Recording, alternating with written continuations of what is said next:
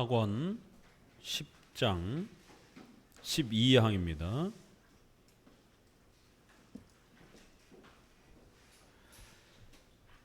(12항) 그들의 신비는 기만이다. 로마 가톨릭의 이러한 잘못된 악법, 성경에 없는 이러한 비성경적인 그러한 악법들을 계속해서 우리가 살펴보고 있습니다. 오늘 우리 시대에도 교파와 또 교회마다 여러 기준들이 있는데, 그러한 기준들이 성경에 충족되지 않는 비성경적인 그러한 악법들이 많이 있다라는 것을 소개합니다. 그러니까 교회가 타락한다라고 하는 것은, 교회가 건강하지 못한다라고 하는 것은 바로 이러한 비성경적인 악법들이 많이 세워지면서 성도들의 신앙과 삶을 옥죄게 되는, 그래서 성도들의 심령이 더욱 가난해지게 되는, 힘들어지게 되는 이러한 모습을 우리는 교회가 타락해가는 과정 속에서 보게 됩니다.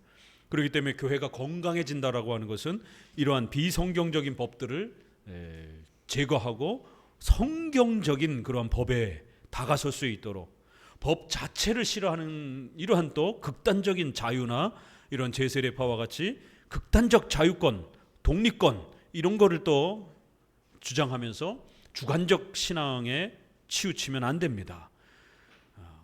성경적인 교회법으로 우리가 다가설 수 있도록, 그 성경적인 교회법에 더욱 순종하는 형태로 성장해 가도록 그렇게 방향을 잡으시라라고 설명하고 있습니다. 그래서 입법권, 교회는 분명히 법을 정하는 권한이 있다라는 것입니다.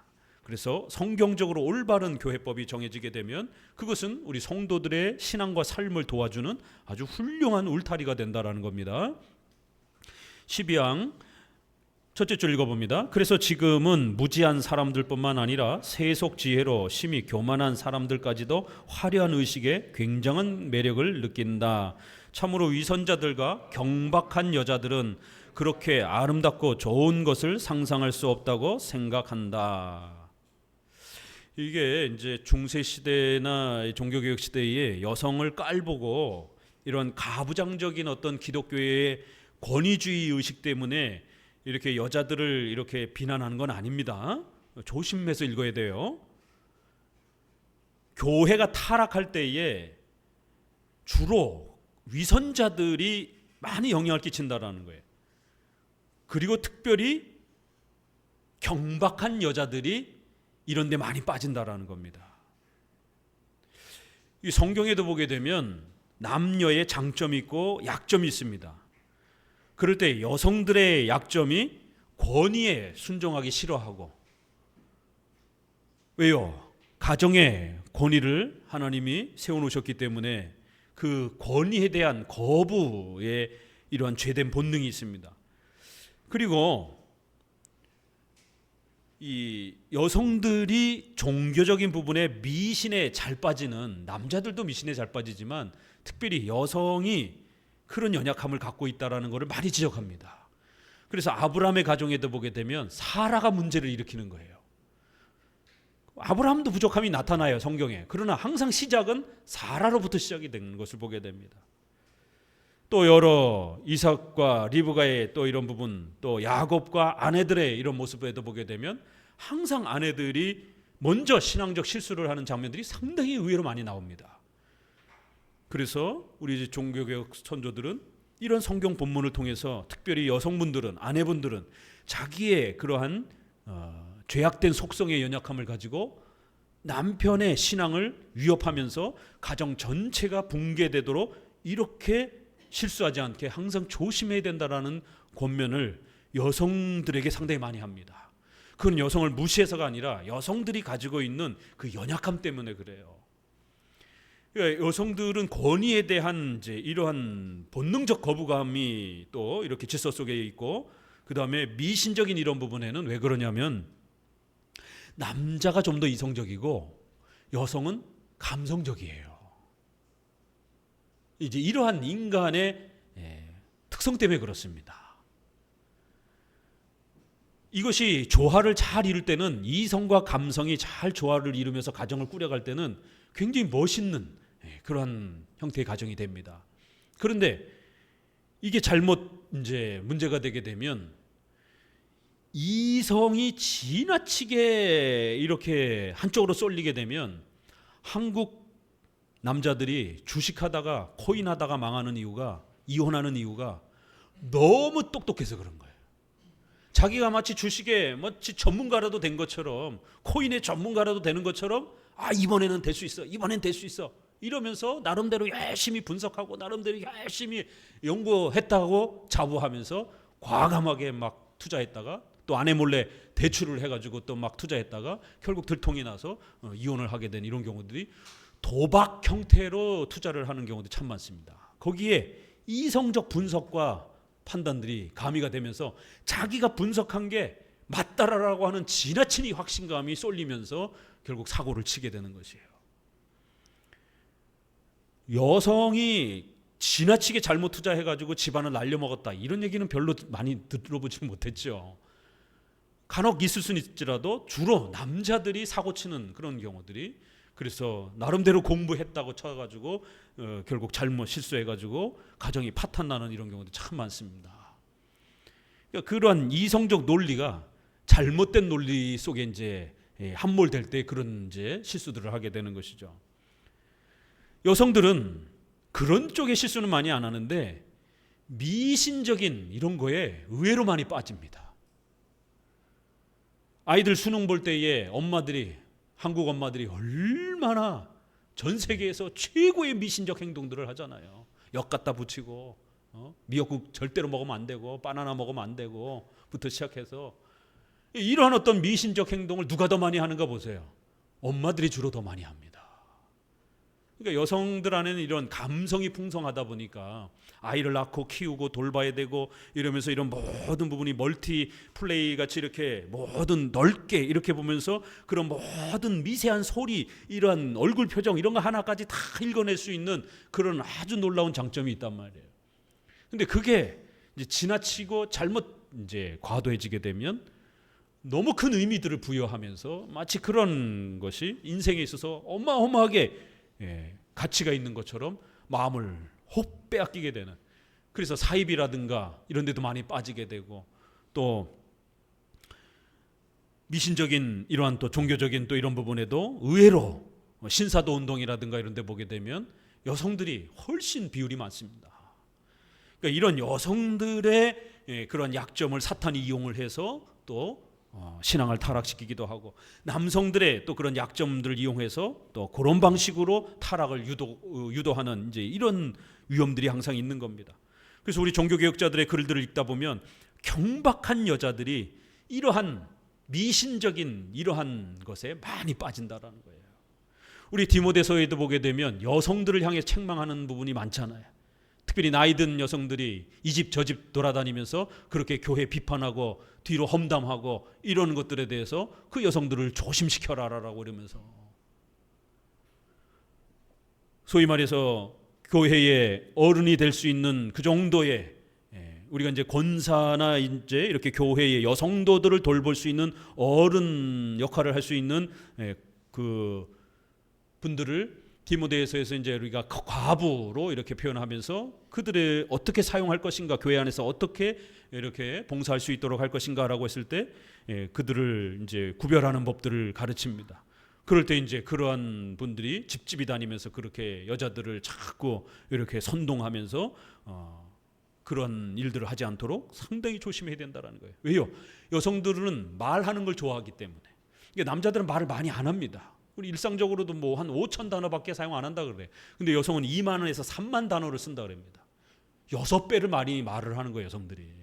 그러니까 여성들은 구역 예배라든가 이런 거에 모여 앉으면 계속해서 입이 쉬지 않고 이야기를 하는 거예요. 근데 그 입이 좋은 이야기들을 하면 모르는데 선한 얘기보다는 남 험담하고 교회 욕하고 막 이런 부분에 더 많은 일들을 하게 되면 입 조심해야 된다는 겁니다. 왜 여성에게만 특별히 이러한 입단속에 대한 부분들을 디모데서가 이렇게 더욱 훈계합니까? 그 특징 때문에. 남자는 말을 많이 안 하기 때문에, 여성들이 말이 하기 때문에 말실수를 많이 하게 되는 거예요. 남자들의 이런 성범죄와 관련해서는 주로 남자들에게 많이 책망하잖아요, 성경이. 여성도 성범죄를 합니다. 그러나 비율이 남자가 훨씬 크다라는 거예요. 그러니까 이런 부분이 차이가 있어요. 우리 장로교 개혁주의 교회를 오니까 많이 뭘 안 시켜요. 그래서 성도들이 굉장히 편안함을 느낍니다.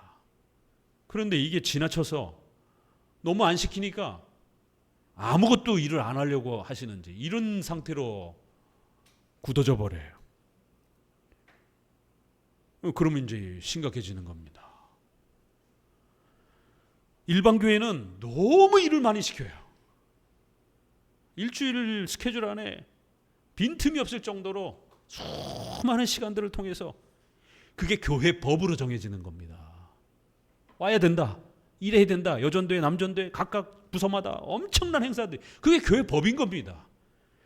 이렇게 많은 법으로 화려한 교회 의식으로 휘황찬란하게 이렇게 만들어 놓으면 사람들은 거기에 잘 쫓아와요. 돈도 많이 헌금해야 됩니다. 여러분 비교해 보세요. 여러분 개혁교회, 장로교회 오셨을 때 헌금하는 비율과 일반 교회에 있을 때 헌금하는 비율이, 장로교회는 헌금 봉투도 많지 않습니다. 그냥 11조 봉투 정도에다가 100봉투 정도에서 감사헌금이나 정도 하는 정도. 그러나 일반 교회 가보세요. 종목별로 헌금 종류별로 얼마나 많습니까? 뭐 1,000번제부터 시작해가지고 수많은 헌금 종목들이 있어요. 그게 다 교회 법인 거예요. 그렇게 정해놓으면 안 할 수가 없잖아요. 그런데 희한하게 성도들에게 자유를 주면 망가져요. 나태해져요. 게을러져요. 수많은 헌금으로 막 헌금을 강요하고 성도들의 재산을 거의 강탈하다시피 뺏어내야 성도들은 즐거워해요. 자기 재산이 막 빼앗기는데도 즐거워해요. 이제 곧 하나님이 2배, 10배로 늘려줄 거야. 이런 막연한 기대감을 가지고 돈 뺏기는 거를 아무렇지도 않게 생각합니다. 종교적 이름으로 수많은 기부를 요구해도 빠짐없이 다 참여합니다. 수많은 시간들을 봉사하라고 정해놓고 끊임없이 요구해도 다 따라합니다. 힘이 들고 에너지를 뺏기고 재정도 엄청나게 쓰여지게 되고 수많은 고생을 하는데도 따라합니다. 왜요?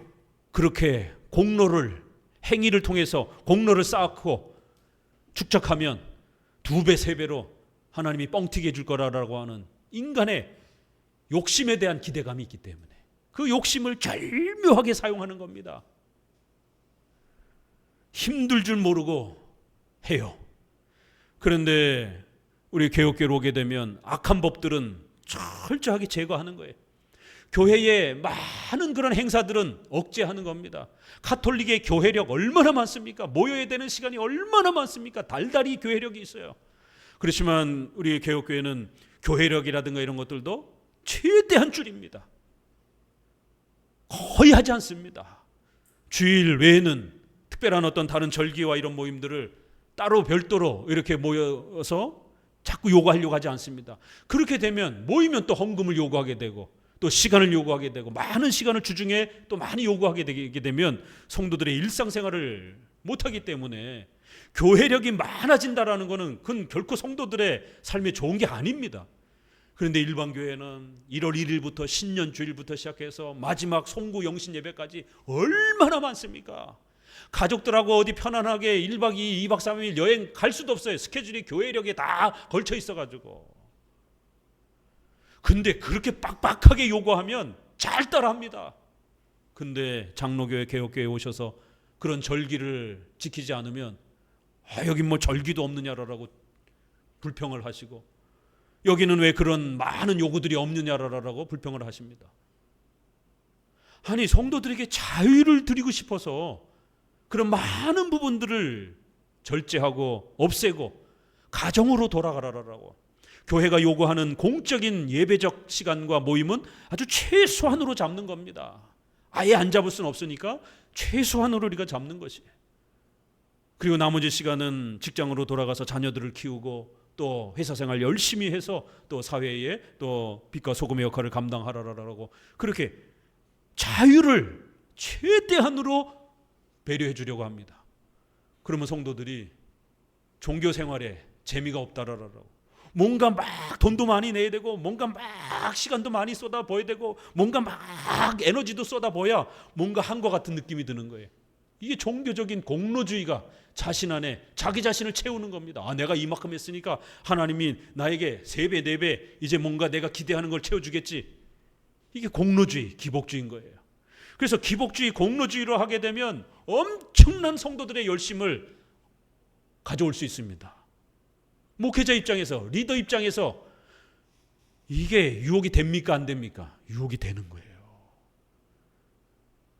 교회를 세워가야 되고 또 자립시켜야 되고 이런 리더 입장에서는 이 엄청난 재정의 헌신 또 봉사의 헌신 이게 왜 유혹이 안 되겠습니까? 그거를 가져오고 싶죠. 그러나 그렇게 되면 성도들이 언제 자립해서 내 집 마련하고 가족들하고 안정된 삶을 꾸려올 수 있겠습니까? 또 자녀들하고 여행이나 제대로 한번 할 수 있겠습니까? 시간적으로.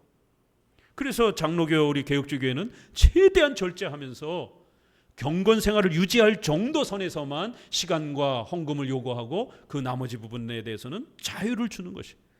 근데 이 자유를 맛본 적이 없어가지고 자유를 활용해 본 적이 없어가지고 결국에는 둘 중에 하나로 나타나요.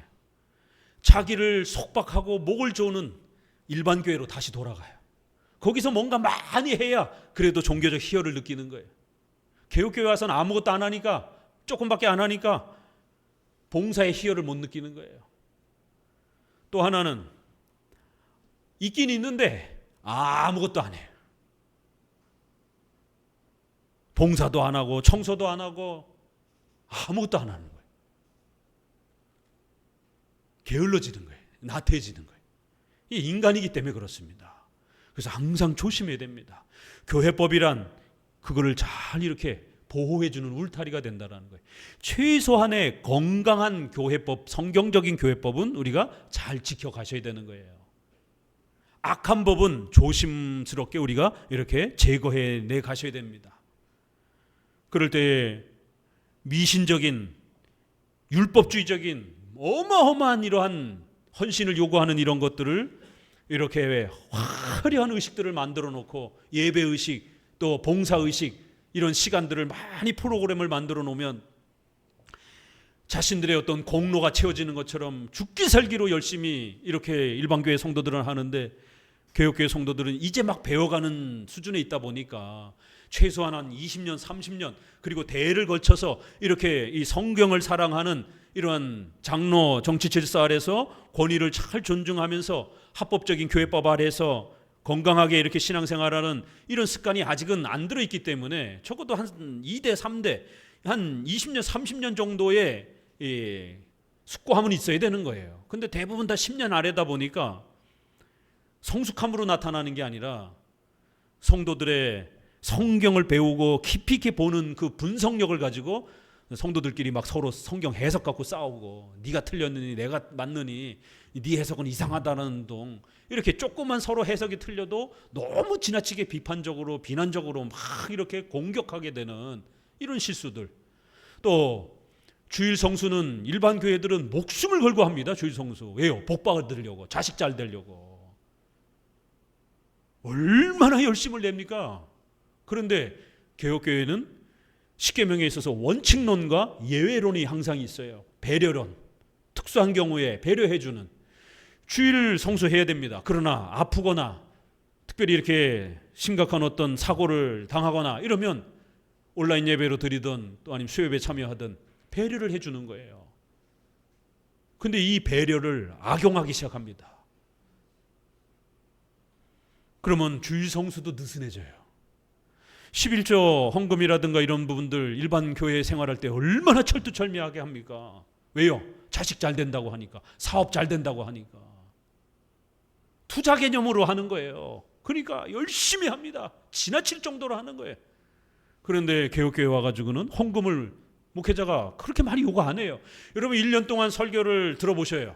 목회자가 헌금에 대한 이런 부분을 얼마나 많이 얘기하나. 거의 하지 않습니다. 아주 특별한 경우에 또 본문이 그걸 얘기하고 있을 때 이럴 때는 어쩔 수 없이 얘기를 해야죠. 그 본문이 그걸 얘기하고 있으니까. 그런 경우 아니고는 거의 헌금에 대한 이야기도 하지 않습니다. 그렇다고 개혁교회가 재정이 넉넉해서 얘기를 안 하느냐? 그렇지 않습니다. 저희도 지금 이 건물을 향후 앞으로 좀 샀으면 하는 계획에서 한 7, 8억은 되어야 이 평수 정도를 매입할 수가 있습니다. 1억 정도 지금 보증금을 저희가 이제 마련해서 이쪽으로 이제 시작을 한 겁니다. 그럼 앞으로 한 최소한 4, 5억 정도는 마련을 해야 향후 안정적으로 월세가 220 가까이 나가다 보니까 차라리 그 돈을 은행 이자로 내게 되면 몇 년 후에는 우리 건물이 되잖아요. 그러면은 우리 다음 세대도 안정적으로 이렇게 어디 이사 가지 않고 이렇게 목회를 할 수가 있는데, 자가 건물이 아니게 되면 이제 계약 기간이 끝나면 떠나야 된단 말이에요. 그렇게 되면 이 리모델링 비용이 비싸단 말이에요. 수천만 원씩 되는 이런 비용이 들어가는데 또 가서 수천만 원씩 들여서 또 리모델링 비용을 또 해야 되고, 그런 비용도 어마어마하게 많이 들어가는 거기 때문에 될 수 있으면 작은 공간이라도 이렇게 월세 내는 부분 비용도 상당히 많이 큰 비용이고, 1년에 2,500씩 1년이면 10년이면 2억 5천 정도의 이러한 비용이 지불이 되는 겁니다. 그러면 그 돈을 차라리 대출을 통해서 대출을 하면 한 계산해 보세요. 한 5억 정도, 4억 정도 우리가 가지고 있고 한 3억 정도 대출 받으면 이자 한 200 충분히 내면서 향후 자가 건물로 확보할 수 있는, 그러면 몇 년 지나고 나서는 200만 원 이상에 대한 월세를 아껴서 다른 데 쓸 수 있잖아요. 그럼 교육자라도 한 사람 키울 수가 있고, 이런 먼 미래 계획을 갖고 있습니다. 지금은 이제 1억 정도의 보증금을 가지고 매년 한 3천에서 5천 정도 아껴가지고 열심히 모아가려고 합니다. 저도 작정을 하고 한 8, 9천만 원 헌금을 하기 위해서 제가 작년인가요? 광고를 했지 않습니까? 목회자도 이렇게 교회 장기 매입 과정을 위해서 작정 헌금을 건축 헌금과 관련해서 이렇게 하려고 계획하고 있습니다. 또 우리 마음에 감동이 오시는 분들도 또 조금씩이라도 매달 한꺼번에 내기는 어려우니까 향후 앞으로 우리가 그런 계획이 있으니까 조금씩 준비해 갑시다. 넉넉하진 않아요. 그렇다고 매번 성도들한테 헌금하라고 요구하고 헌금 많이 하면 복 받는다라고 자꾸 이렇게 채근하게 되면 그게 설교가 아니라 은근한 압력이 돼버릴 수도 있는 또 이런 일이 벌어집니다. 그래서 특별한 경우에는 또 우리가 재정을 또 보고하고 이렇게 이야기할 때는 지금 어떤 상황인지에 대해서 얘기해주고, 또 함께 또 성도들이 헌금에 어떻게 참여해야 우리가 또 같이 이러한 또 예배의 공간을 마련할 수 있는지 함께 얘기할 수 있는 또 시간들이 있습니다. 그러나 매번 성도들에게 헌금을 요구하고 더 내라라고 자꾸만 이렇게 할 수는 없는 것입니다. 근데 안 하니까 아무도 안 하게 되는 이런 일이 벌어지게 돼요. 그러면 나중에 매입하고 싶을 때 주인이 파시겠다라고 하면 우리 수중에 2억 3억밖에 없으면 어떻게 매입을 합니까? 안 되잖아요. 하고 싶어도 못 하잖아요. 그러니까 이런 부분에 있어서 일반 교회와 개혁교회의 이런 부분들에 또 차이가 있습니다. 아직 배워가는 과정 중에 있다 보니까 이런 실수들이 나오는 것이. 그래서 막 옥죄고 화려한 의식으로 꾸며놓고 맹종맹신을 시키면 인간은 종교적 존재라 자기 몸이 망가지는 줄 모르고 자기 가정이 망가지는 줄 모르고 열심히 그렇게 봉사를 하려고 합니다. 그래서 사이비에 많이 빠지는 거예요. 우리가 사이비들 보세요. 어떻게 저렇게 신천지라든가 이런데, 야, 어떻게 저렇게 사람들이 많이 가는가. 멀쩡한 정신을 가진 사람들이. 화려한 의식에 굉장한 매력을 느끼는 거예요. 거기에 특별히 여성들이 훨씬 더 많이 빠진다라는 거예요. 칼빈이 이런 지적을 하는 겁니다. 조심해야 된다라는 거예요. 악한 법을 만들어 놓고 종교적인 그러한 유혹을 통해서 맹종맹신을 시키면 수많은 사람들이 거기에 뭔가 있는가 보고는 그렇게 달려간다라는 거예요. 그러나 정작 바르게 자신의 삶을 지도해주고 가르쳐주는 이러한 건강한 교회에는 성도들이 봉사도 잘 안 하고 헌신도 잘 안 하고 주일 성수도 잘 안 지켜가고 이러면 안 된다라는 것이죠. 결국 장로교회에 분명히 교회법이 있습니다. 우리가 직분자를 세우려면, 장로나 안수 집사님이나 이렇게 세우려면 적어도 오후 예배까지는 참여하셔야 되는 거예요. 오후 예배도 참여 안 하시는 분을 갖다가 우리가 어떻게 직분을 드리겠습니까? 안 되죠. 최소한 11조 헌금이나 또 교회를 섬겨가는 모범적인 또 태도를 보여야 되는 거예요. 헌금 생활도 안 하는 분을 갖다가 어떻게 교회 직분자로 세우겠어요? 그러니까 최소한의 교회법에 또 이러한 건강한 또 교회법에 또 질서가 분명히 있는 거예요. 근데 그거조차도 또 자유를 남용해가지고 또 아무도 안 하게 되면 심각해지는 것이죠. 이렇게 오후 예배까지 남으셔서 이 주일에 또 시간들을 잘 또 견디고 또 이렇게 함께 참여하는 분들은 더더욱 참 귀하고 대단하신 겁니다. 교회 헌금도 마찬가지예요. 목회자가 또 앞서 나가는 거고, 그럼 또 성도들도 따라오는 거고. 근데 만약 성도들이 안 따라오게 되면 어떤 일이 벌어지는지 아세요? 어찌됐든 목회자는 교회 공간을 유지해야 되다 보니까 옛날에 목회자들은 자기의 사비를 다 털어가지고 교회 옆에서 잔 겁니다. 그 70년대, 80년대까지는. 이 상가 건물의 옆에 사택이에요, 그냥. 지금은 이제 조금 그래도 이렇게 좀 안정화되는 추세의 여러 교회들이 있다 보니까 뭐 그렇게까지는 하지 않더라도 그래도 목회자들이 사례비 줄여가면서 교회 재정 상태를 봐가면서 교회의 보증금이 어느 정도 이렇게 차가도록 목회자가 그래도 솔선수범하는 겁니다. 근데 문제는 목회자만 그렇게 하고 성도들이 안 하게 되면 어떤 일이 벌어집니까? 나중에 한 3, 4억 모았는데 목회자 혼자 다 모은 거예요. 성도들은 거의 헌금을 안 했어요. 그러면 그게 목회자 재산입니까? 교회의 공적 재산입니까? 이런 심각한 일이 벌어지는 거예요. 그럼 그건 목회자 공적 재산이나 마찬가지죠. 목회자가 혼자 다 헌금해서 만들어 놨으면. 근데 성도들은 그거 교회 재산 아니냐, 교회 장부에 적혀 있는 재산 아니냐, 이래 갖고 분쟁이 벌어지면서 그 목회자가 퇴임을 해야 되는데 최소한 전세라도 얻어드려야 되고, 옛날에는 다 자기 사비를 들여서 그렇게 해놨으니까 그러면 최소한 전세라도 마련해드려야 되고 퇴직금이라도 좀 마련해드려야 되는데 이제 그거조차 안 주려고 하는 것이, 이게 참 비참한 모습이 한국 교회에 최소한의 윤리의식도 없는 이제 이런 상황이 막 벌어지는 것이에요. 서로가 서로를 믿지 못하는 이제 이런 상황들. 그래서 건강한 교회법이란 목회자도 보호해야 되고 또 성도들도 보호해야 되는 이러한 안전한 울타리가 된다라는 겁니다. 그래서 로마 가톨릭의 이러한 화려한 의식, 이런 거에 매력을 빼앗겨서는 안 된다라는 거예요.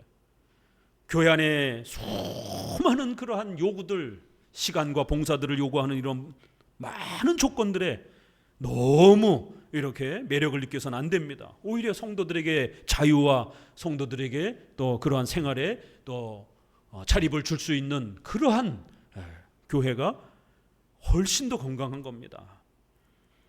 그렇다고 해서 또 아무것도 안 하게 되는 또 이런 위험성은 항상 조심하되 성도들의 자유를 어떻게 또 보호해 줄 것인가를 우리 교회는 고민해야 되는 겁니다. 성도들의 모든 시간과 재정과 삶을 교회로 다 빼앗아 오면 안 되는 겁니다. 그건 전형적인 로마 가톨릭 방식인 것이에요. 그래서 성도들의 삶대로 보호하고 또 교회는 교회의 삶의 형태대로 헌금은 11조 정도의 이렇게 헌금으로 또 시간도 주일에 오전 오후 예배 주일 성수 정도로 그 다음에 주중에 한 번이나 두 번 정도로 이렇게 시간상에도 한 10분의 1 정도 이렇게 균형을 맞춰주면 되는 겁니다. 그게 너무 지나치게 되면 정말 수련회 같은 경우도 일반 성도들은 휴가를 내야 되잖아요. 그럼 옛날에 2박 3일 3박 4일 막 이렇게 진행하다 보면 참 옛날 분들은 어르신 분들은 자기 시간이 없어요. 그게 수련회 가야 되잖아요.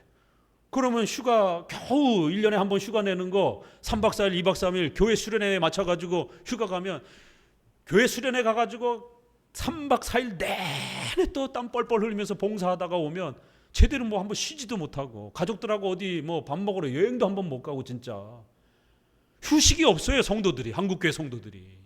이렇게 살아온 거예요.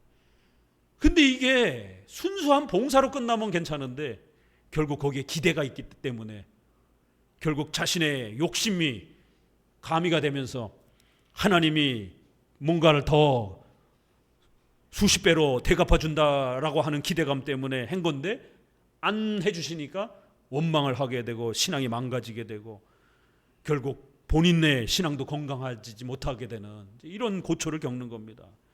그래서 이제 이런 부분들에 있어서 성도들의 삶을 어떻게 보호해 줄 것인가, 또 한편으로는 교회의 경건 생활에 최소한 필요한 예배 생활과 기도 생활과 성경 공부의 이러한 또 시간, 또 교회의 자립을 위한 헌금에 대한 또 이러한 부분들을 또 어떻게 유지해 가야 될 것인가, 이걸 같이 고민해야 되는 거지 어느 한쪽만 이렇게 세워져서는 안 되는 것이죠.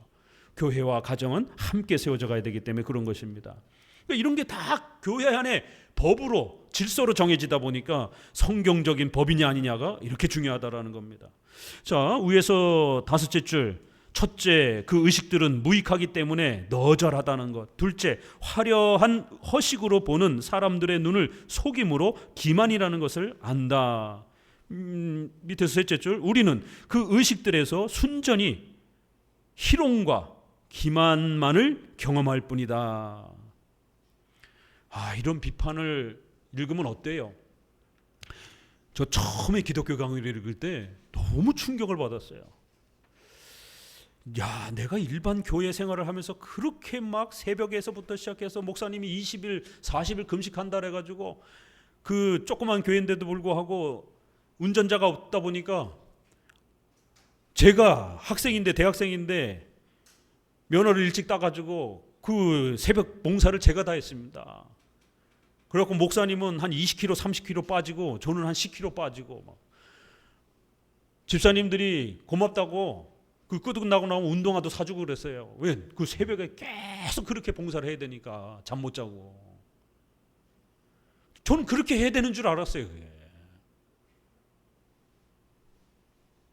근데 기독교를 읽으면서 로마 가톨릭의 그 성도들에게 규제해 놓은 수많은 법들 얼마나 많습니까? 가톨릭의 그 성도들이 따라해야 되는 그 수많은 법들이 있잖아요. 종교적인 것도 있고 윤리적인 것도 있고. 그래서 지난번에 콘돔 얘기를 한 겁니다. 좀 민망스럽지만. 왜요? 절대 피임 금지이기 때문에 가톨릭의 이 7계명과 관련된 법이 성도들의 삶에 얼마나 치명타를 입히는가, 교회법이 잘못되면 알려드리기 위해서 그런 신뢰를 들어 보인 겁니다. 그런 봉사와 요구하는 수많은 내용들을 다 그렇게 해야 되는 줄 알았어요. 근데 기독교 강의를 읽으면서 그런 의식들은 희롱과 기만인 경우들이 참 많다라는 거예요. 무익하기 때문에 너절하다라는 거예요. 화려한 허식으로 사람들을 속인다라는 겁니다. 그 다음 구절 또 한번 읽어보세요. 230페이지 같이 한번 읽어봅니다. 첫째 줄, 그들은 부분적으로 이방인들의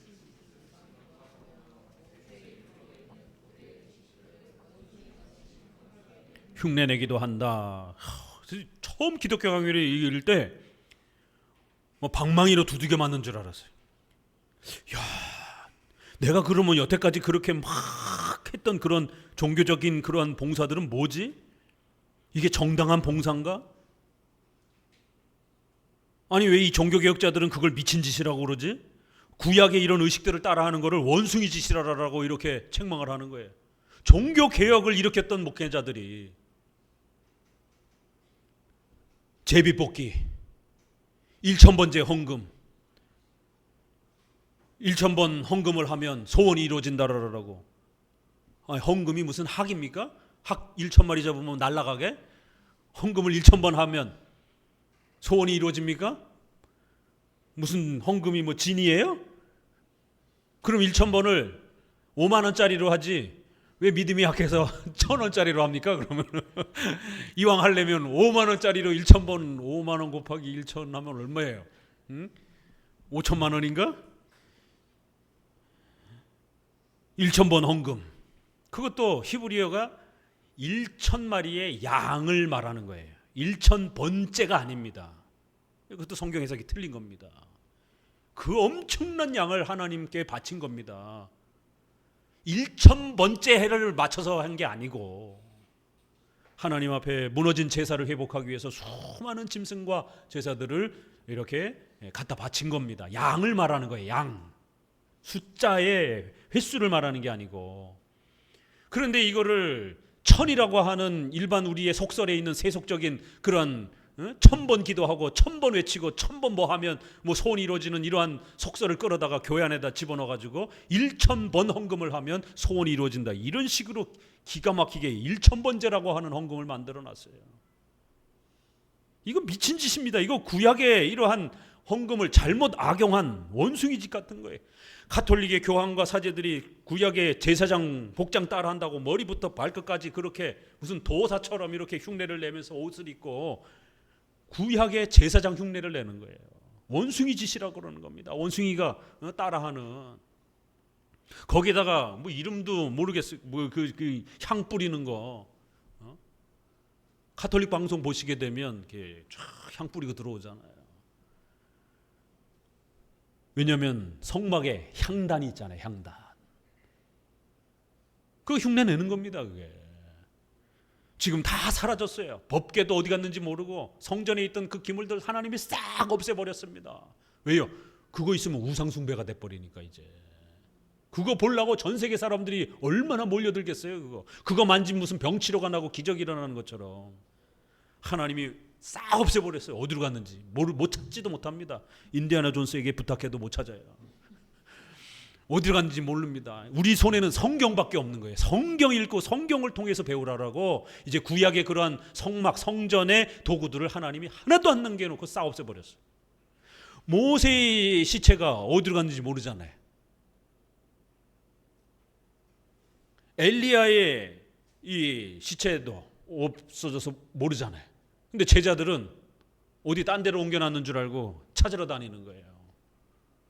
그러니까 엘리사가 찾지 말라라고. 엘리야는 하나님께로 나아갔다라고. 그걸 알기 때문에 찾지 말라라고. 그런데 굳이나 또 제자들이 엘리야는 엄청난 기적을 행했기 때문에 혹시라도 그 선생님 옷자락이라도 주워 가려고 선지에 오시니까 찾으러 가겠다라고. 찾지 말라라고. 못 찾는다 했대. 찾아야 된다라고. 왜 찾으려고 다녔겠습니까?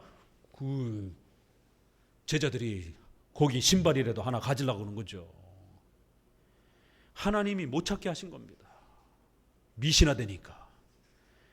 고대의 이 구약에 있는 이런 의식을 함부로 신약에 따라하게 되면 원숭이같이 경솔하게 흉내내는 것이다라는 거예요. 우리 주변에 서구에도 그렇고 방주 지어놓은 그런 데도 있잖아요. 성막도 재현해놓고 성전도 재현해놓고. 아니 그거 하나님이 싹 없애버렸는데 그걸 왜 재현합니까? 그리고는 목회자와 장로들이 하얀 옷 입고 그렇게 주차장에 나와가지고는 유월절 행사하면서 짐승을 실제로 목 따가지고 잡고 피 뿌리고 그랬다가 동물 학대법으로 고발당해가지고 결국 다 처벌받고 구약을 따라하는 거예요. 그래갖고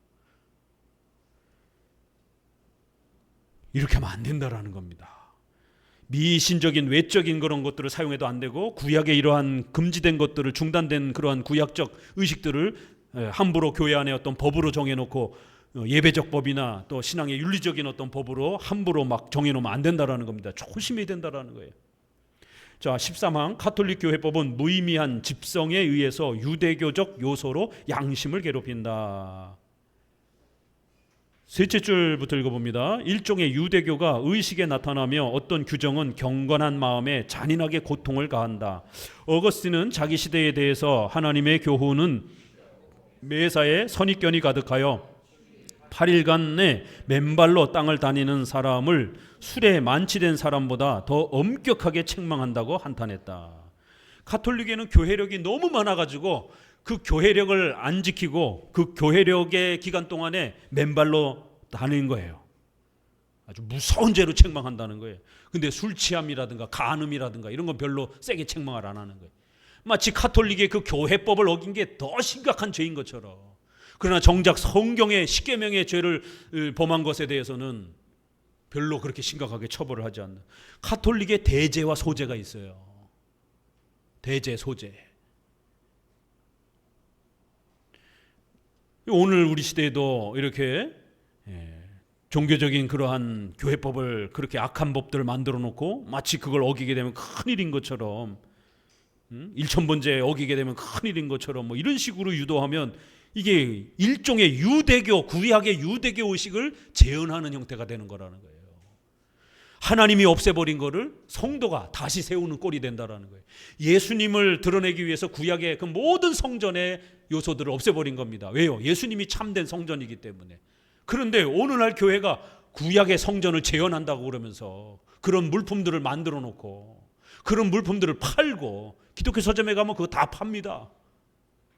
그 집에 갖다 놓고 그것도 소유하면은 또 구약에처럼 뭐 또 귀신이 내쫓고 병자가 고쳐지는, 이렇게 미신적으로 가면 안 된다라는 거예요.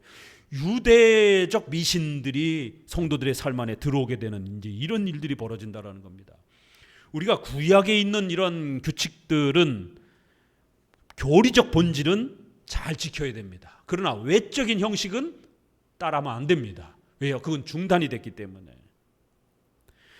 이러한 것들은 231페이지에 골로새서 2장 20절에도 너희가 세상의 초등학문에서 그리스도와 함께 죽었다라는 거예요. 이제 모든 게 중단됐다라는 거예요.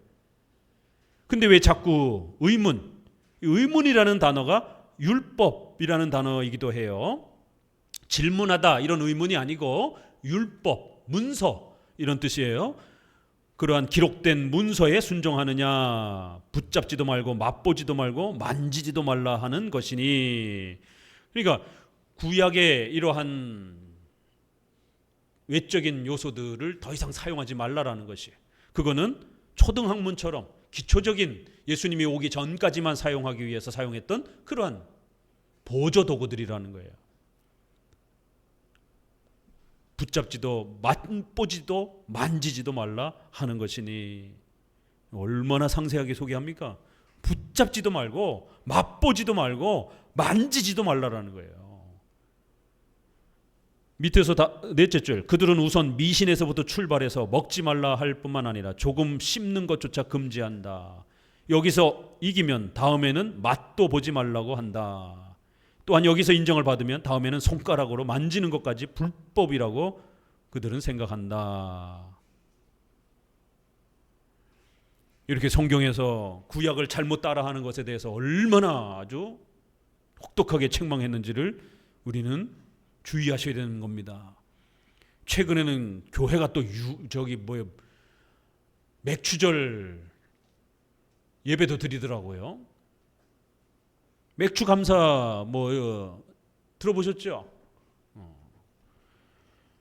왜요? 또 6월절도 행하자고 그러지, 안식교인들처럼. 이미 주일로 다 바뀌었는데 안식일을 행하자 그러면 어떡합니까? 이미 안식일 제도는 없어진 건데. 근데 그거를 못 받아들이는 교파가 안식교인 거예요. 아니 구약에 봐라, 안식일을 지키라고 돼 있지 않느냐. 신약의 제자들도 예수님도 안식일을 지킨 거 아니냐. 맞아요, 그거는. 왜요? 구약 시대고 또 구약에 예수님이 예언됐고 이제 예수님이 오셔서 예수님이 아직 완성 전이기 때문에, 십자가에 돌아가시기 전이기 때문에 제자들은 언제 예배드려야 돼요? 안식일날 예배드려야 되는 겁니다. 구약의 시간은.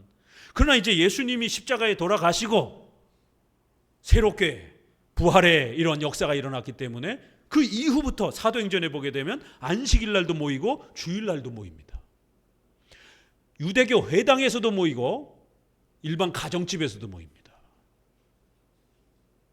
성전에서도 모이고, 헤롯 성전이 있었으니까 가정집에서, 마가의 다락방에서도 모입니다. 그러니까 그 시대는 아직 유대교 구약의 질서가, 성전과 시간과 장소가 계승되고 있던 시대였기 때문에 아직까지는 연속이 되는 거예요. 그렇지만 어느 시간이 되면 이제 구약은 자연적으로, 그래서 이게 언제 완벽하게 없어졌는가, 이거는 교회사적으로 해결하기가 어려워요. 왜냐하면 사도행전에부터 보게 되면 자연스럽게 뒤로 갈수록, 사도행전만 봐도 벌써 두 가지가 같이, 구약의 의식, 할례, 바울도 할례를 행하잖아요. 결례 의식을 행하고. 왜? 유대교의 율법을 안 지킨다라는 오해가 있다 보니까 유대인으로서 유대교의 이런 질서들을 지켜가는 거예요. 유대인들을 얻기 위해서. 그러나 이방인들을 하고 어울 때는 구약의 이런 의식을 안 지켜요. 그래서 디모데는 어머니가 유대인이에요. 그래서 할례를 시킵니다. 반쪽 유대인이에요. 근데 디도는 부모가 다 이방인이에요. 그래서 할례를 안 시키는 겁니다.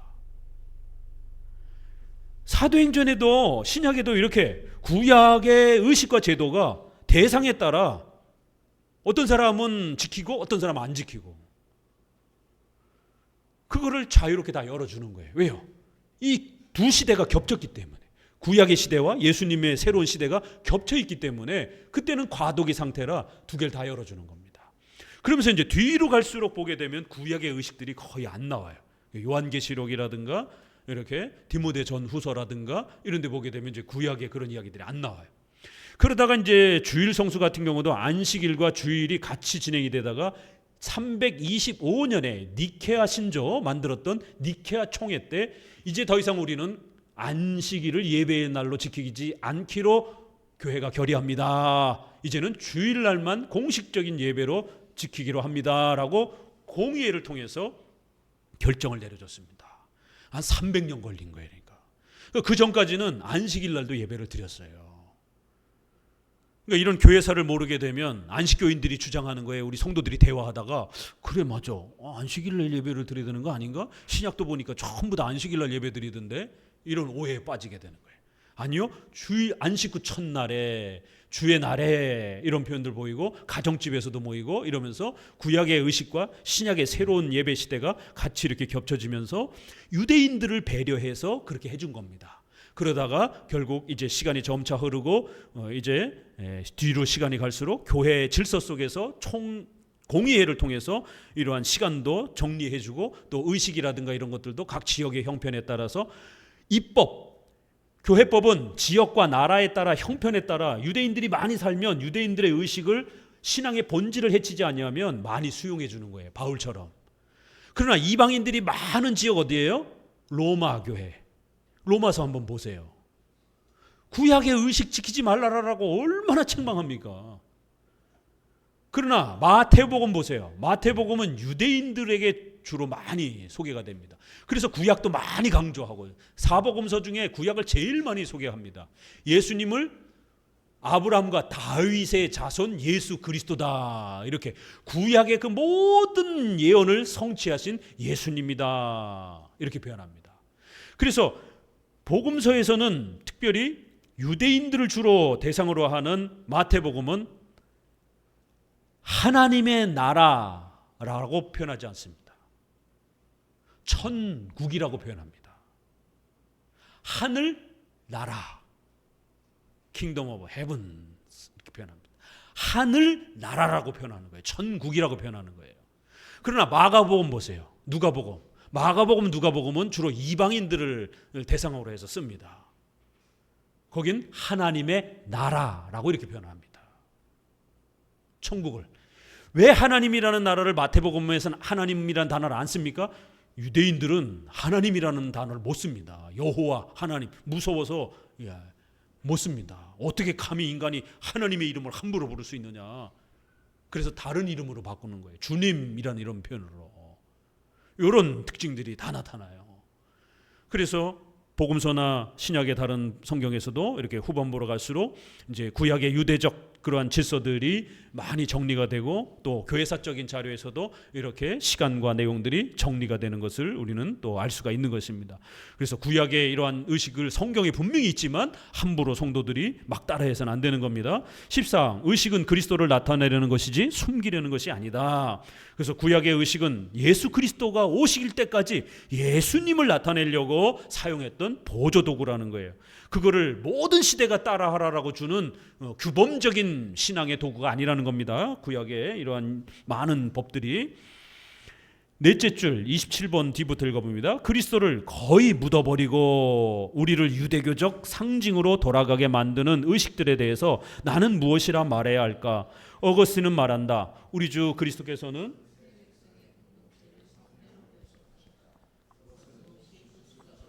뜻이 아주 훌륭하며 지키기가 매우 쉽다. 이 단순성에 비해서 현재 보는 바와 같이 교회를 얽어매고 있는 무수한 각종 의식은 얼마나 거리가 먼가.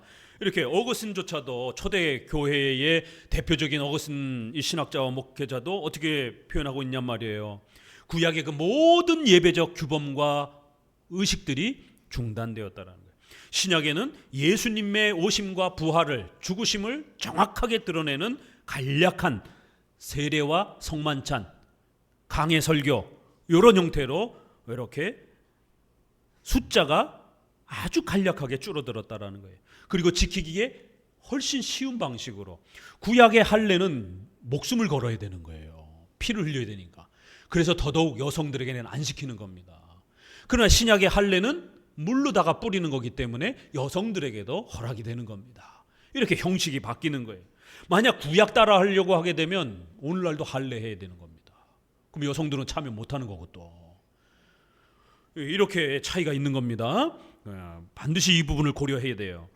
자, 그 다음 단락. 이 패약한 상태를 몇몇 교활한 사람들은 교묘하게 변명한다. 그들은 옛날 이스라엘 백성과 같이 우리 사이에도 무지한 사람들이 심히 많으므로 이런 사람들을 위해서 이런 초보적인 규율이 마련되었으며, 강한 사람들은 비록 이런 것이 필요하지 않을지라도 약한 형제들에게는 유익한 것이므로 무시해서는 안 된다라고 말한다. 이렇게 연약한 성도들, 어린아이들, 문맹자들이 있으니까 그런 사람들에게는 구약의 이런 성전 만지고 보고 이렇게 해주는 게 낫지 않느냐, 교육용으로 이렇게 핑계를 댄다라는 거예요. 그러면 안 된다라는 겁니다. 이미 예수님이 그런 부분들 다 중단시켰다라는 거예요.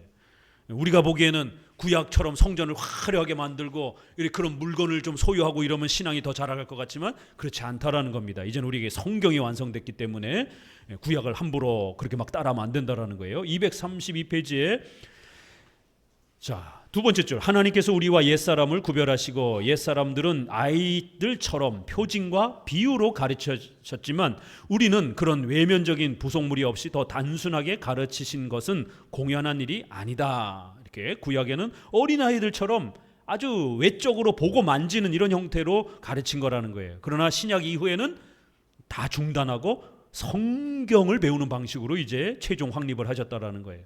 갈라디아서 4장 그 뒤에 있죠? 거기부터 읽어봅니다. 시작. 그러나 우리는 어른같이 관리인의 보호에서 해방되었고 기초과정이 필요하지 않다. 주께서는 그의 교회에 어떤 사람들이 있으리라는 것과 그들을 어떻게 다스려야 좋은 것인가를 확실하게 예견하셨다. 그러나 위에서 말한 바와 같이 우리와 유대인들을 구별하셨다. 그러므로 무지한 사람들을 도우려면 그리스도께서 폐지하신 유대교적인 것을 부활시키는 것은 미련한 짓이다. 그리스도께서 옛 백성과 새 백성의 이 차이에 유의하셔서 아버지께 참으로 예배하는 자들은 신령과 진정으로 예배할 때가 오리라고 사마리아 여인에게 말씀하셨다. 그 밑에 줄 저 오른쪽에요. 모세 시대에는 하나님께 대한 영적 예배를 이를테면 여러 가지 의식으로 감싸셔서 비유적으로 나타냈지만 지금은 이런 의식들을 폐지하고 하나님을 더욱 단순하게 경배한다는 것이다. 따라서 이 차이점을 혼동하는 사람은 그리스도께서 제정하시고 인정하신 질서를 전복시킨다. 29번 각주되어 있는 번호 있죠? 셋째 줄 아래 거기 넷째 줄부터 넷째 줄 아래 읽어봅니다. 그러므로 하나님께서는 전혀 어렵지 않은 소수의 의식을 우리에게 주셔서 임재하신 그리스도를 나타나게 하셨다. 밑에서 셋째 줄. 따라서 그 수단을 유지하기 위해서는 수요를 적게 하고 지키기 쉽게 하며 표현을 존귀하고 선명하게 할 필요가 있다. 이렇게 신약은 좀 더 간단하고 숫자가 작은 형태로 또 간략한 의식의 형태로 최소한의 형태로 그렇게 만들어 주셨다라는 거예요. 그래서 성경을 설명하는 강해 설교 중심의 세례와 성찬, 또 시편 찬송, 또 기도, 또 축도, 우리가 지금 예배 속에서 행하는 이 정도의 이런 핵심 요소들이라는 겁니다. 사도행전 2장 42절에 저들이 사도들의 가르침을 따라 떡을 떼며 교제하며 기도하기에 힘쓰니라. 이런 간략한 형태로 이제 신약의 예배가 구성이 된다라는 겁니다. 구약의 그런 화려한 장소와 시간을 얽매야 되는 그런 예배는 끝났다라는 거예요. 이제는 신령과 진정으로 예배하라라는 이 말씀 속에 새로운 예배 시대가 되었다. 새로운 예배적 질서와 요소를 구성해야 된다라고 이렇게 명령하고 있다라는 겁니다. 15항 부패한 의식들을 속죄의 제사라고 이렇게 또 로마 가톨릭은 거짓 흉내를 낸다라는 거예요. 여기서 나는 세상 사람들이 이미 감염되어 있는 치명적인 견해를 말하고 싶지 않다. 그 견해는 의식은 곧 제사로서 그 제사에 의해서 하나님의 노염을 충분히 풀고 죄를 깨끗이 씻으며 의와 구원을 얻는다고 하는 것이다. 미사를 다른 말로 제사다 이렇게 표현하는 겁니다. 우리는 감사로서 예배를 드리는 건데 저들은 제사 개념으로 이렇게 미사를 드립니다. 그래서 사제가 예수님의 진짜 살과 피로 그렇게 떡과 포도주를 만들고 그거를 먹으면 예수님의 그 희생이 반복이 되는 것처럼 이렇게 제사 개념으로 이렇게 바꾼다라는 거예요. 또 고해성사 이런 것들도 마치 예수님이 죄를 용서해 주는 것처럼 사제가 죄를 용서해 주는 것처럼 이렇게 행한다라는 것이죠. 이런 모든 가톨릭의 이런 의식들이 제사 개념으로 이렇게 구약의 제사를 드리듯이 그렇게 흉내를 낸다라는 거예요. 그런 의미로 바꿔놨다라는 거예요. 그래야 성도들이 그런 의식에 참여할 때 자신의 그런 종교적 행위가 마치 공로가 되는 것처럼 한 4-5줄 아래 영생을 위해서 공로가 된다고 믿는 것보다 더 비열한 짓이다. 하나님이 명령하신 행위에 보상이 따르는 것은 입법자이신 하나님 자신이 그 행위를 순종의 증거로 받아주시기 때문이다. 그런 행위는 그 자체의 가치나 공로 때문에 귀한 것이 아니라 하나님께서 우리의 순종을 높이 평가하시기 때문이다. 은혜로 구원받는 것인데 이런 종교적인 많은 규칙들을 따라하면 그게 마치 자기에게 공로가 되는 것처럼 이렇게 만들어놨다라는 거예요. 지금 오늘 한국교회도 이런 많은 공로주의가 얼마나 많습니까? 그래서 새벽 작정기도 40일 하면 그걸 끝내고 나면 마치 자기가 대단해지는 것처럼, 물론 새벽기도든 저녁기도든 시간을 내서 구별하여 기도하는 건 훌륭한 겁니다. 그러나 새벽 작정기도를 이렇게 아주 법으로 정해놓고 그 코스를 맞춰야만이 마치 뭐 그 다음 단계로 넘어가고 이렇게 되면 그걸 또 마친 사람은 내가 그래도 새벽기도 40을 마쳤어. 또 성경 필사하는 게 굉장히 힘들죠. 자원해서 성경을 한 글자 소중하게 읽어가면서 한 글자씩 적어가면서 묵상하면서 그렇게 읽겠다는데 그거 얼마나 훌륭한 겁니까? 근데 이거를 하나의 레벨 테스트로 만들어 놓는 거예요. 그래서 성경 필사를 마치 대단한 어떤 그러한 교회의 어떤 그 중직에 오르는 어떤 그 토대가 되는 것처럼 이렇게 사용하면 안 된다라는 겁니다. 그러면 죽기 살기로 필사를 합니다. 성경 묵상하지도 않으면서 일단 만들어 놓는 거예요. 필사를 해가지고. 왜? 이거 만들어서 끝내치면 상도 주고 또 다음 단계가 주어진다고 생각하니까. 그래서 이 필사가 잘 사용하면 훌륭한 신앙의 도구가 되지만 이거를 마치 교회 안에 무슨 자격 얻는 그런 어떤 걸로 사용하게 되면 공로주의가 돼버립니다. 참 인간이 법으로 옥죄면 맹종이 되고 법이 없으면 나태해지고, 참 이게 인간이에요. 그래서 목회란 참 어려워요. 그래서 법을 너무 많이 만들어도 안 되고, 그렇다고 규칙이 없으면 나태해지고. 우리 성도들 제발 좀 설교 듣고 나면 오전 설교든 오후든 수요일이든 묵상 글을 좀 적으라라고 목회자가 지난 30년 동안 목이 터져라 그렇게 다그치고 권면을 하는데 안 적는 사람은 아무리 다그쳐도 안 적어요. 왜 안 적는 겁니까 도대체? 반성하셔야 돼요. 그 묵상을 잘 적고 묵상하면 신앙의 성장이 있다라고 얘기하는데도 안 적는 거예요. 왜요? 2개 중에 하나죠. 목회자의 말을 안 믿는 거예요. 뭐 그거 적는다라고 신앙이 자라가요? 안 믿는 거예요. 2번째, 귀찮아서, 바빠서. 우리 개혁교회에 참여하게 되면 우리는 성경 중심의 교회이기 때문에 다른 걸 요구하진 않아요. 그렇지만 요구하는 게 있어요. 교리 공부, 성경 묵상, 이거는 반드시 요구합니다. 왜요? 이거조차도 안 하면 성도들의 신앙이 자라가지 않습니다. 우리가 사용하는 유일한 신앙의 도구들이기 때문에. 교리 공부 안 해보시게 되면 어떤 일이 벌어집니까? 교리에 대해서 까막눈이 됩니다. 그래서 분반 나눠서 또 열심히 또 교리 공부하고, 이제 내년부터는 자유에 맡겼던 부분을 우리 사도신조부터 웨스트민스터 신조까지 이렇게 통독하는 이거를 의무적으로 내년엔 좀 시키려고 준비하고 있어요. 이제 새로 오신 분들도 좀 많고 그러다 보니까 같이 좀 이렇게 의무적으로 적어도 1년에 한 번 정도 성경 일독, 그 다음에 우리 신조 묶음집 이렇게 일독 정도는 좀 하실 수 있도록. 이게 자유로 맡겨줘도 되지만 인간이기 때문에 일정한 또 훈련도 필요하다라는 거예요. 그러면 50대 아래는 봐드림, 아니 50대 이상은 좀 봐드리고 50대 아래, 내가 마음이 50대 아래라 생각하시는 분들은 성경 묵상 열심히 좀 적으세요. 설교를 듣고 귀로만 들으면 70%밖에 남지 않습니다. 일주일 지나는 동안 잊어먹습니다. 적으면 80%, 90% 기억이 남습니다. 그게 매주 반복이 되면 설교를 들었던 게 머릿속에 잘 남아 있습니다. 또 적어야 목사님이 봅니다. 에이, 목사님 보려고 봅니다. 시간을 내서. 그래서 여러분이 잘못 적었으면, 그날 설교를 했는데 그런 표현이 아닌데 귀로 듣는 게 한계가 있다 보니까 잘못 들은 거예요. 잘못 적었어요. 그럼 제가 수정하잖아요. 이건 그런 뜻이 아닙니다. 이건 이렇게 바꿔야 됩니다. 그건 자존심 상할 문제가 아니에요. 계속해서 성장해 가야 되는 겁니다. 목사님이 지적할까 봐 안 적는 겁니까? 그러면 안 자라가요. 성경을 잘 설교를 듣고 마음속에 간직하는 것도 중요하지만 그거를 또 열심히 적으셔야 되는 겁니다.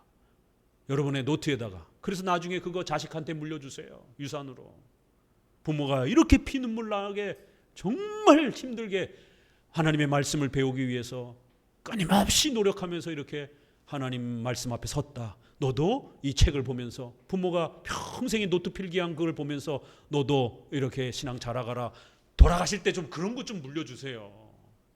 자식이 그거 볼 때마다 부모가 어떻게 성경을 그토록 사랑했는지 좀 볼 수 있도록.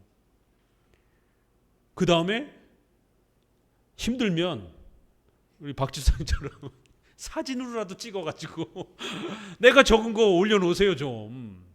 아니면 컴퓨터 우리 젊은 사람들 컴퓨터 잘하니까 컴퓨터로 옮겨가지고 이렇게 하든지.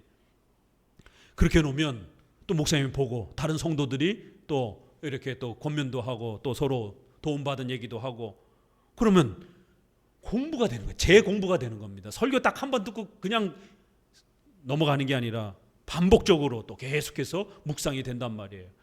그러면 여러분의 심령 속에 말씀이 더 차곡차곡 자라가게 되는 겁니다. 하나님의 말씀이, 그 설교가 여러분 안에 잘 남게 되면 여러분이 하나님께 간구하는 재정에 어려움이 있으면 하나님께 말씀을 묵상하면서 기도하는 거예요. 그럼 재정도 하나님 채워주십니다. 질병에 어려움이 있으면 그 말씀을 붙잡고 기도하는 거예요. 그럼 질병의 역사도 일어나는 거예요. 결혼에 이러한 소망을 가지고 기도하면 말씀을 묵상하면서 기도를 해야 역사가 일어나는 겁니다. 목사님이 교주 같아요? 잘 적고 잘을 올려놓으면 이런 어마어마한 역사가 일어난다니까요. 안 믿죠? 그러니까 안 적는 거예요. 아니, 역사가 일어난다라고 개혁주의 목회자가 이렇게 자신감 있게 얘기를 하는데 왜 안 적느냐는 말이에요 도대체. 아니, 그런 거를 적지 못할 정도로 그렇게 시간이 바쁘냔 말이에요. 몸이 아프면서. 그러면 적어야 될 거 아니에요. 하나님 앞에 치료를 소망하면 말씀이 내 안에 남을 수 있도록 방법을 동원해야 될 것 아닙니까? 설교 잘 듣고 잘 하시는 거예요. 예배에 나오셔야 되죠. 설교 잘 듣고 그거 잊어먹지 않게 해서 집에 가서 또 돌아가서 적고, 그리고 또 성도들에게 한번 카페를 통해서 올려놓고 목사님이 좀 볼 수 있도록, 기도할 수 있도록 이렇게 올려놓고, 그렇게 말씀을 적으면서도 또 묵상이 되면서 내 마음속에 말씀을 붙잡고 하나님 병을 치료해 주세요. 재정을 좀 해결해 주세요. 하나님 결혼을 좀 좋은 배우자 만날 수 있도록 해주세요. 이렇게 말씀을 붙잡고 방향을 잡으면서 기도를 해야 하나님이 역사하는 겁니다. 왜요? 말씀이 내 안에 없으면 내 욕심으로만 기도하게 된단 말이에요. 그래서 우리 장로교는 성경을 성도들이 붙잡을 수 있도록 설교를 잘 들으라라고 훈계하는 거예요. 설교를 제대로 못 들으면 역사가 안 일어나는 겁니다. 그 다음에 듣고 난 다음에 어떻게 할 거예요? 잊어먹잖아요. 그렇기 때문에 잊어먹지 않기 위해서 아주 몸부림치며 싸워야 되는 거예요. 4계명 대오리문답 설명에 뭐라고 나와 있어요? 왜 안식일을 기억하여 거룩히 지키라 기억하여라고 나와 있는가? 그 주일의 축복의 어마어마한 복을 사탄이 자꾸만 우리에게 흐릿하게 만들어서 잊어먹게 만든다라는 거예요. 그래서 하나님은 십계명의 4계명에 기억하기 위해서 몸부림치라라고 하는 명령을 넣어주셨다라는 겁니다. 그럼 여러분, 기억하기 위해서 어떤 일을 해야 됩니까? 그러면 적어도 우리 장로교회에서는 교회법으로 일정한 훈련을 시키는 겁니다. 리더를 세워서 공부시키고, 그래서 소유리문답 공부에도 참여하고, 기독교 강요라고 하는 또 이러한 우리 선생님들의 이러한 또 설명을 통해서 기억을 또 새롭게 만들어주고, 또 설교를 적어서 잊어먹지 못하도록 훈련을 시키는 겁니다. 이것도 안 따라하게 되면 하나님의 말씀이 어떻게 우리 마음속에 보존이 되냔 말이에요. 사탄은 계속해서 우리를 잊어먹게 만든다는데, 수단과 방법을 가리지 않고, 이렇게 표현됐어요 웨스트민스터에 대우리문답에. 수단과 방법을 가리지 않고 사탄이 말씀이 우리 속에서 잊어먹도록 그렇게 공격한다라는 거예요. 그래서 우리 성도들은 잊어먹지 않기 위해서 몸부림을 치면서 막아야 된다라는 거예요. 그래서 20대가 되기 전에 20대도 아니에요, 10대 때 아이들에게 성경 묵상을 시켜야 돼요. 외우게. 잘 외웁니다, 애들 때는. 근데 20살 넘어서 외워보세요. 까먹는 속도가 더 많습니다. 어른 이제 연로하신 50, 저만도 그렇고 아무리 외우려고 해도 성경 구절 잘 안 외워져요. 이제 나이 들어서 외우려고 하니까. 젊어서 30대 밑에 때 외웠던 게 그래도 아직도 머릿속에 남아있어요. 새롭게 외우려고 하니까 잊어먹는 속도가 더 빠른 겁니다. 왜요? 자연적으로 뇌세포가 죽으니까. 또 한편으로는 영적으로 사탄이 공격하기 때문에 잊어먹는 거예요. 성경 잊어먹으면 끝장입니다. 그래서 기억하기 위해서 다른 건 안 해도, 이런 화려한 의식 이런 건 안 해도 열심히 집에 가서 자녀들하고 또 토론하세요. 밥 먹으면서 오늘 목사님이 뭐라고 했어? 기억하라고 했어. 적으라고 했어. 근데 왜 아버지는 안 적어? 이제 애들은 거의 90% 다 따라해요. 어른들만 안 따라하지. 제발 목회자가 부탁합니다. 50대 아래 적으세요. 성경을 적고 묵상하고 마음속에 다듬고, 그리고는 의식주에 대해서 기도하세요. 그러면 하나님이 병도 치료해 주시고 재정에 대한 부분들 해결해 주시고 역사가 일어납니다. 데살로니가 전서 2장 13절인가 14절, 하나님의 말씀을 너가 사람의 말로 받지 아니하고 하나님의 말씀으로 받았다라는 거예요. 설교를 말하는 거예요. 바울이 전할 때 그 말씀이, 원문에는 그라는 단어가 있습니다. 바로 그 설교를 통해서 전달했던 그 말씀이 역사할 거라는 거예요. 꼭 믿으시고 실천하시기 바랍니다. 설교, 교리 공부, 그 다음에 설교 적는 거, 이 세 개를 게을리하지 마시고 열심히 따라하게 되면 여러분이 원하고 소망하는 또 기도의 역사들이 반드시 일어날 겁니다. 그래서 적어도 개혁교 목회자가 강력하게 자신감을 가지고 권면하잖아요. 해보라라고. 그럼 하나님의 역사가 일어납니다. 여러분 뭘 원하십니까? 왜 이 어마어마한 백지수표와 같은 이 엄청난 역사를 약속하는데도 안 따라하냔 말이에요. 안 믿으니까 안 따라하는 겁니다. 결론적으로는. 성경에 이렇게 해라, 그러면 하나님이 도와주겠다, 이런 약속들이 얼마나 많습니까? 근데 잘 안 따라하잖아요. 그러니까 결국 믿음의 문제인 겁니다. 누가 적나 목회자는 계속해서 지켜보고 있습니다. 이게 잘 안 적고 이러면 리더가 되는 것에서도 자격 미달이 될 수도 있습니다. 왜 회원들은 열심히 적고 있는데 리더는 정작 안 적고 있고 이러면 어떻게 훈련시킵니까 그거를? 그러니까 적어도 우리 한마음교회의 법칙은 이런 것들이 작동이 된다라는 거예요. 이건 악법이 아니에요. 이건 훌륭하게 키우기 위한 좋은 법들이니까. 그래서 적어도 리더들이라든가 또 교회 직분자들이라든가 이런 분들은 모범이 돼야 되기 때문에 한 글자 두 글자라도 한 단어라도 제발 적으세요. 부탁드립니다. 자, 조금 더 마무리하고 끝내겠습니다. 쭉 내려오셔서 맨 아래줄, 그뿐 아니라 그들은 무대 위에 연극 장면같이 또는 마술의 주문같이 사람들이 이해하지 못하는 의식들을 과시하는데 이 또한 비난을 받아야 할 과오가 아닌가. 의식은 그것을 통해서 사람들을 그리스도에게 인도하지 않을 경우 확실히 모두가 부패하고 유해한 것이 되고 만다. 그러나 현재 교황제도 하에서 사용하는 의식들은 가르침과 분리되었고 순전히 무의미한 표징으로 사람들을 구속한다. 밑에 둘째 줄, 이 불경하고 모독적인 장사를 교회에서 일소하려면 그 의식에 적지 않은 부분을 잘라버려야 한다. 이 장사하는 거라는 거예요, 이게.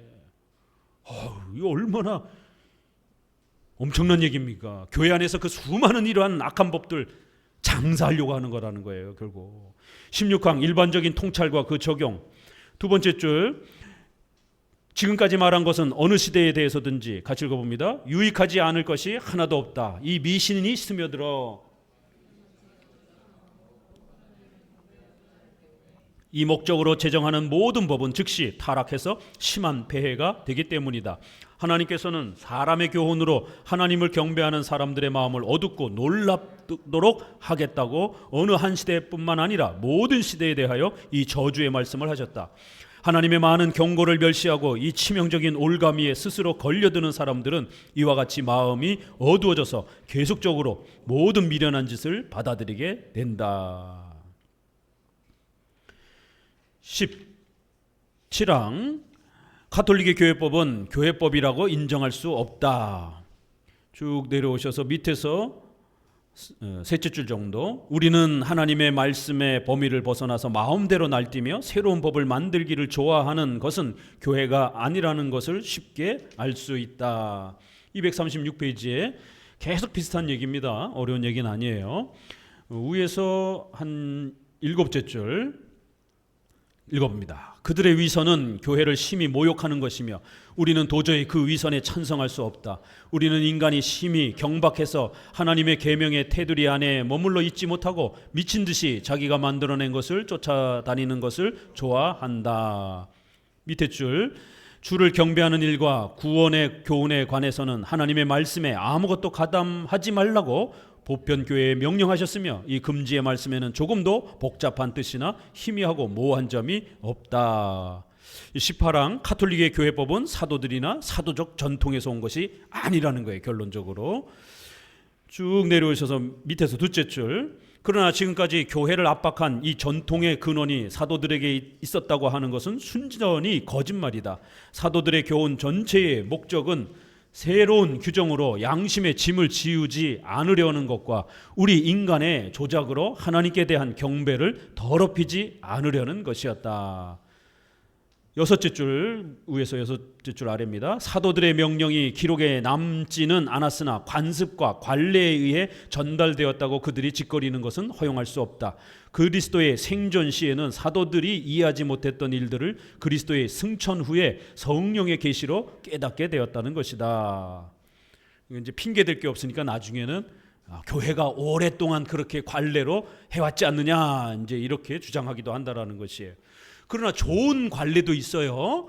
성경에 명시적으로 되어 있지 않지만 우리가 필요로 해서 만든 교회의 좋은 관례도 있습니다. 그러나 그런 것들은 우리가 잘 보존하면 돼요. 그러나 악한 관례들, 관습들은 없애버려야 된다는 것입니다.